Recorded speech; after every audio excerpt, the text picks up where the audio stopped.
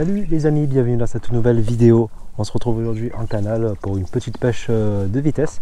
Je vais essayer aujourd'hui de pêcher la belette ou tout ce qui passe, mais en fait le but pour moi c'est de faire le maximum de poissons sur une période donnée. Donc là je sais même pas combien de temps je vais pêcher, mais au fur et à mesure de la session je pense que je vais mettre la timeline pour dire voilà, là on est à 2 heures de pêche, à 3 heures de pêche, avec le petit nombre de poissons qui est à côté parce que j'ai le petit compteur avec moi dessus. Et grâce à l'horodatage des pistes vidéo, je peux savoir à peu près à quel moment de la session on se trouve. Donc voilà, le but aujourd'hui c'est juste de prendre du plaisir, d'essayer de faire un maximum de poissons, que ce soit des gros ou des petits poissons. C'est d'enchaîner les touches et de pas avoir de période creuse en gros. Voilà. Donc sans plus tarder, moi je me suis déjà installé parce que voilà, comme ça on perd pas de temps. Juste je vais vous montrer comment je fais l'amorce quand même, parce que là je vais pêcher en surface, je vais pêcher la belette. Ça fait un moment que j'ai pas fait ça, c'est-à-dire depuis l'année dernière, ça fait bien un an que j'ai pas fait ça, donc je vais peut-être rappeler un peu comment je fais. J'ai une nouvelle amorce à tester aussi, donc voilà, rien de plus particulier. Voilà, donc on va pas tarder, je vais montrer après comment on fait la ligne. Ça sera aussi très simple pour la pêche à la belette. Voilà, rien de particulier. Je m'installe, je fais l'amorce et en attendant de laisser gonfler, on va voir la ligne. Allez, à tout à l'heure les amis. Donc pour l'amorce à la belette, ce que je fais, c'est que je mouille très progressivement. C'est une amorce qui doit travailler, qui doit être assez nuageante dans l'eau, qui doit faire plein de particules parce que c'est une amorce qui a une mouture assez fine. Je ne vais pas mouiller avec un doseur directement, en fait je vais vraiment mouiller au vaporisateur. Je vais vous montrer ça. Hop, petit escargot. Allez. Hop, on règle un peu l'éventail, voilà. Alors c'est parti. Alors pour l'amorce, je vais utiliser une amorce que j'ai pris chez Decathlon. Voilà, c'est là une amorce à blette rotangle. En fait c'est une fine mouture avec du chêne grillé. Donc ça me paraît assez fin en fait, voilà, pour pêcher la belette, ça a l'air parfait. La seule chose c'est que la couleur est un peu foncée je trouve, mais j'ai du colorant jaune au cas où, et je vais ajouter un peu de terre de somme justement pour accentuer justement cet effet nuageant. Donc là pour 2 kg d'amorce à belette, je vais utiliser 1 kg de terre de somme. Alors pourquoi juste 1 kg et non pas 2 kg? C'est que j'ai pas envie d'alourdir justement trop l'amorce, même s'il y a un peu de courant, mais le problème c'est que si j'alourdis trop avec de la terre de somme, même si la terre de somme est quelque chose de très nuageant, j'ai peur que ça éclate pas, que l'amorce devient trop collant et que ça éclate pas lors du toucher à la surface. Le but d'une pêche à la belette, c'est que l'amorce doit éclater au moment où la boule, les petites boules qu'on envoie en rappel à chaque fois, doivent s'éclater vraiment à la surface de l'eau. Donc j'ai peur que si on ajoute trop de terre de somme, ça fasse plus cet effet là. Donc c'est pour ça que je vais faire 2 kg d'amorce et 1 kg, donc c'est un tiers de l'amorce qui sera de la terre. Voilà, je trouve que ça sera très bien comme ça. Donc pour mouiller, je vais vous montrer. D'abord je vais mettre les paquets d'amorce. Donc c'est pas une amorce tout à fait à belette comme on peut retrouver chez Sensas ou chez ou de la sirène, mais elle est quand même vraiment fine. Voilà, mais il y a quand même quelques particules parce que voilà, c'est pour ça qu'ils ont ajouté rotangle dans le truc, je pense aussi, parce que ça, il y a des plus grosses particules, mais ça reste quand même quelque chose de très nuageant. Il faut savoir que les rotangles se nourrissent quand même entre deux eaux, voire en surface. C'est pour ça que les rotangles ont la bouche orientée vers le haut. Donc voilà. Donc là j'ai mis 2 kg d'amorce sèche. Je vais juste sentir.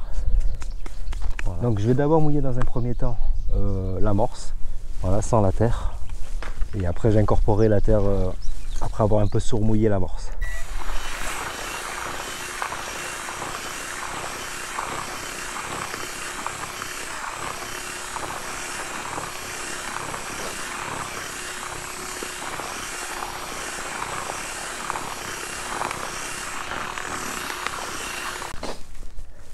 Donc ouais les amis, je pense que l'amorce est bien mouillée. Je vais laisser gonfler un petit peu. De toute façon, comme d'hab, avant d'ajouter la terre, je vais surmouiller un coup l'amorce. Je vais ajouter la terre ensuite. Le but voilà, d'une amorce, c'est que au cours de la pêche, on va serrer des petites boules de cette taille-là. Ouais, c'est que cette petite boule-là, en fait, doit prendre l'empreinte à peu près de nos doigts. Donc là, c'est encore un peu trop sec.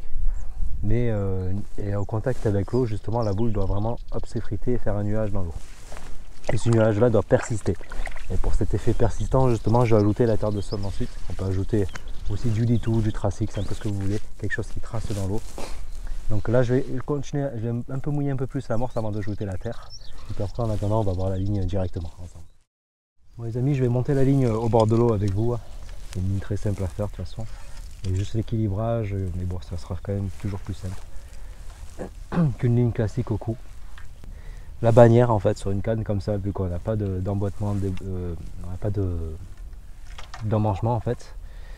Ce qu'on fait, c'est que déjà au bout là-bas sur l'attache, il faut mettre une attache de stand-faux ou quelque chose de très rigide. Donc on va utiliser un corps de ligne qui est très rigide. Pour moi par ici, je vais utiliser le Super G Power. Au niveau de la bannière, c'est-à-dire que l'hameçon doit arriver à peu près au début du talon, voilà, au début de la poignée en liège. Ça permet justement de décrocher, de garder une tension sur la ligne pour décrocher assez facilement les poissons. Pardon. Donc au niveau du flotteur, pour la bête c'est assez particulier, il faut des flotteurs assez petits, assez sensibles, voilà, même si on pêche en canal. Donc là j'utilise une canne télescopique, voilà, une petite mitraillette 3,50 m télescopique. Dessus j'ai mis un petit flotteur effilé comme ça, très léger. J'ai même pas le grammage dessus, mais j'ai réussi à l'équilibrer très rapidement au bord de l'eau. Voilà. Ensuite, plus bas, donc à peu près à 60-70 cm, j'ai ma masse principale. Voilà, juste 3 plombs dégressifs de cette manière. Un plomb de touche juste au-dessus de la boucle du bas de ligne, un bas de ligne en 15 cm avec un hameçon de 24, histoire de mettre un pinky au bout. Et on va pêcher comme ça tout le long. Allez. Donc voilà les amis, du coup j'ai ajouté la terre de somme, j'ai bien laissé le temps de gonfler. Voilà, donc là on voit qu'il y a quand même des grumeaux, des grosses particules dues au chènevis et à l'amorce qui n'est pas totalement adapté à 100% pour la blette, mais plus aussi pour le rectangle. Je vais tamiser pour faire de plus fines particules, encore plus fines que ce qu'on a. Voilà, donc pour ça je vais utiliser un tamis en forme de seau là, de 2 mm, voilà, une maille assez fine, que je vais tamiser en fait toute l'amorce pour retirer les grosses particules, les gros grumeaux de l'amorce, pour avoir quelque chose de très homogène et très fin. Allez. C'est très simple. Hop. On tamise.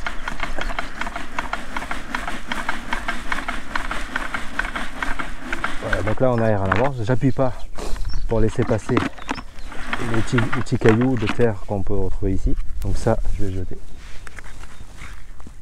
Hop. Et on continue. Voilà, donc là on a quelque chose de très fin, très homogène. Les boules se forment assez facilement.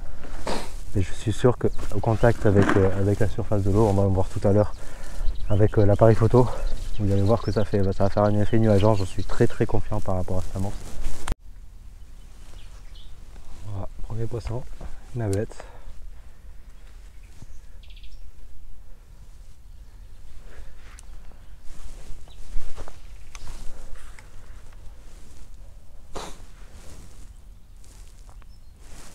Donc pareil, on replace le flotteur.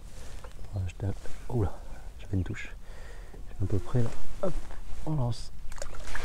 Et on laisse le flotteur dans le tracé nuageant de l'amorce. Donc là on voit que les boules d'ablette commencent à venir, un peu de bulles, un peu de tous les côtés, c'est bon signe. Voilà, le but c'est d'enchaîner le plus de poissons lors de cette session. Hop, et de deux.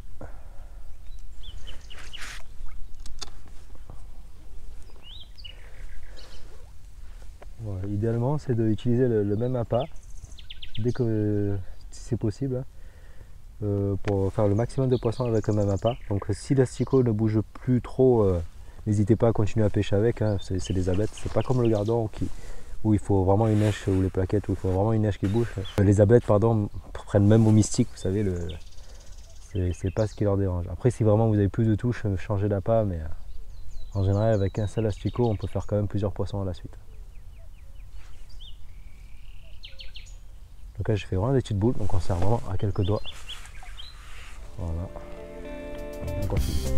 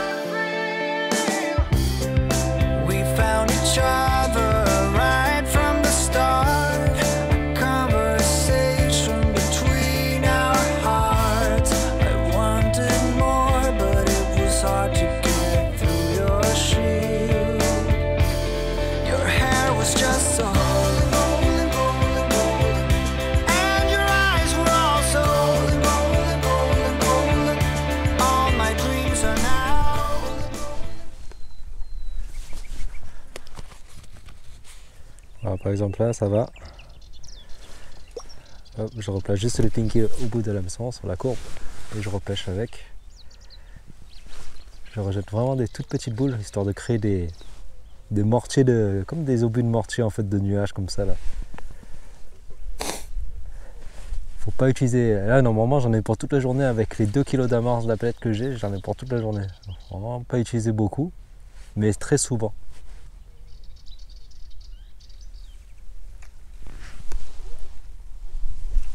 Allez, on continue. 27 poissons du coup. 27 poissons en 3 quarts d'heure. Ouais, j'ai déjà fait mieux.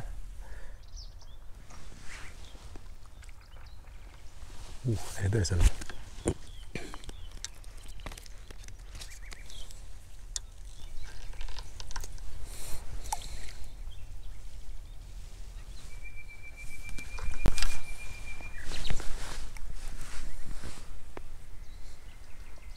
Les touches sont assez fréquentes et c'est vraiment pas mal. Donc là on n'est pas forcément obligé d'être précis à 100% sur l'amorçage. On va pas mettre une coupelle, ce que je veux dire, voilà. Le but c'est de faire quand même une zone nuageante pour attirer les poissons. Donc voilà, c'est la zone, elle peut être voilà, dans un rayon de 2 mètres carrés, c'est pas un souci. Les ablettes sont un peu partout. Là, le vent se lève un petit peu, tant mieux pour moi parce que du coup les moustiques, il y en a un peu moins, il y en a toujours mais il y en a un peu moins. Donc l'effet nuageant de l'amorce est carrément bien. Bon, après je vous conseillerais de prendre une amorce vraiment 100% ablette. Moi pour dépannage j'ai pris cette amorce là parce que j'avais pas trouvé dans le magasin, j'ai pas trouvé chez Decat mon amorce surface de chez Sensas. Mais ça fait quand même l'affaire. Mais j'ai dû tamiser tout ça. Bon, il y a une petite réparation à faire en amont quand même, mais bon, au moins l'amorce fait le taf.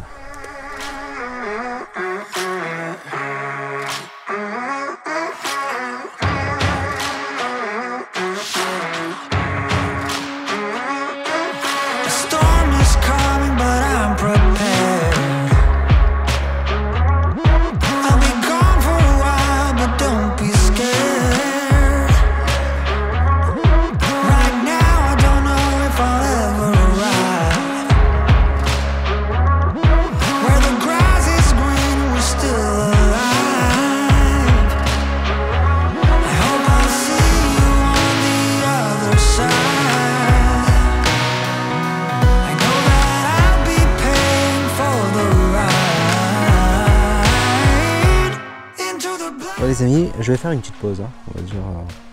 Bon, en concours on n'a pas de pause comme ça, mais je vais faire une petite pause, prendre un petit café.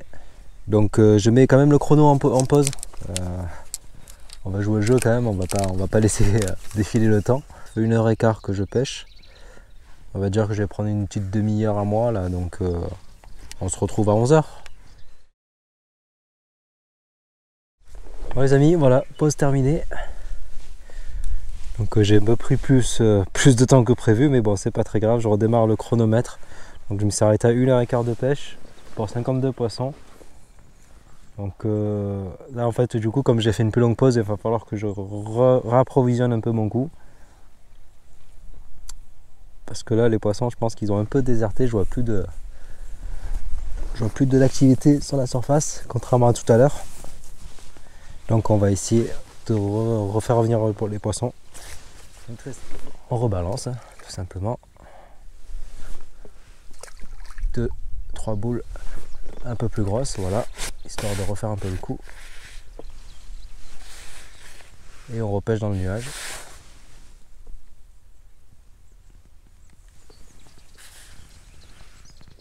Voilà, ça va, ils sont toujours là. Hop. Ouh, beau poisson. Beau poisson, j'ai pas d'élastique, mais heureusement que la canne amortit bien les chocs.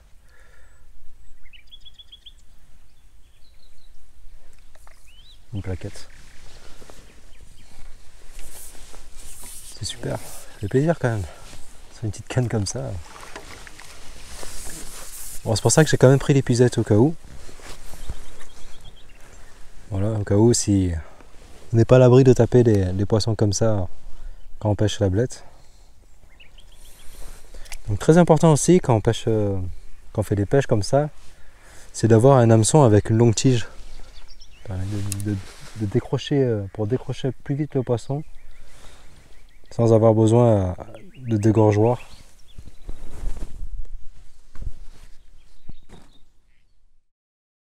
J'ai changé la profondeur de pêche en fait. Je suis passé à une profondeur de 1m50, 1m, 1m50. Du coup j'arrive à toucher les plaquettes en fait. Donc je pêche un peu moins loin mais j'arrive à toucher les plus gros poissons. Les poissons dont je mets autant de temps à les sortir de l'eau. Et carrément à la même vitesse en fait. J'ai autant de touches, j'avais autant de touches que les ablettes. Ce qui fait que je me suis rabattu sur une pêche de plaquettes pendant une demi-heure, 3/4 d'heure. Le temps du live Facebook, je suis toujours en live d'ailleurs. Donc ce qui fait que voilà, ça m'a rapporté pas mal de points dans la bourriche. Là ça se calme un peu. Donc alors il y a deux solutions, soit je remonte en surface, parce qu'il y a toujours les ablettes.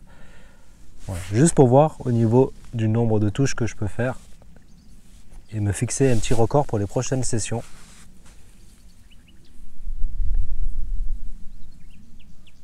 Je vais sortir un dernier poisson et je vous donne l'état actuel du nombre de poissons parce que là ça fait un moment que j'ai pas allumé la caméra, la GoPro. On va faire une petite mise à jour, je sors juste un poisson et je vous donne le nombre.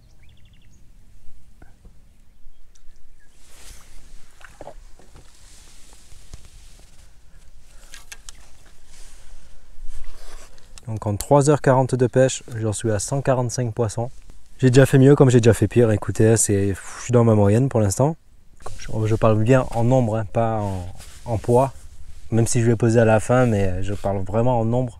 Le but c'était de faire le maximum de poissons possible en 5 heures.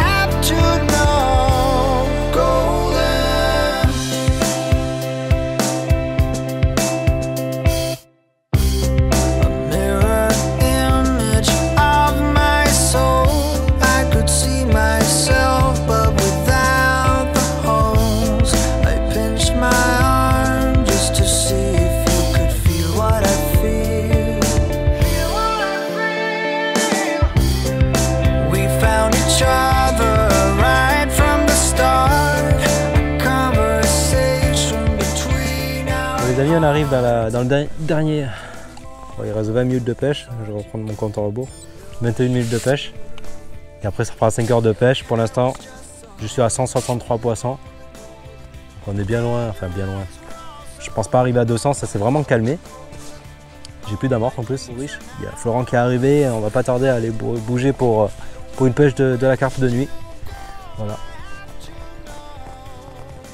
Je suis piqué par un moustique. Oh, c'est chaud. Ah ouais, dans le dos là, à travers le t-shirt. Bon les amis, il reste 10 minutes mais je vais m'arrêter là parce que je me fais attaquer par les moustiques. Je vais vous montrer la bourriche qui a 165 poissons. Bon, je voulais atteindre les 200 mais bon j'ai pas atteint les 200, c'est pas très grave. On va dire que 165 poissons c'est on va dire mon record en 5 heures de pêche pour une pêche d'ablette. J'ai fait beaucoup de plaquettes quand même. Pas mal de plaquettes, je dirais un petit quart c'est des plaquettes. Ce qui m'a apporté quand même du poids dans la bourriche. Donc on va voir tout ça ensemble, laissez-moi juste le temps de remballer un maximum de choses. Bon là j'ai pas, comme vous voyez, j'ai juste ça voilà, à remballer. J'ai pas de kit, ni de support kit. J'ai pas de rouleau à déboîter derrière, donc c'est super simple. Je mettrai autant de temps qu'au feeder à remballer, donc ça c'est cool. Et Florent va prendre une petite photo de la bourriche, n'est-ce pas? Bon les amis, la pêche est terminée, on va découvrir un peu ensemble les 165 ablettes que j'ai pu faire. Voilà. Donc on ne dirait pas, mais il y en a quand même pas mal. Ça fait un beau tapis. Alors après c'est vrai que si on soulève comme ça fait une petite boule de blanc.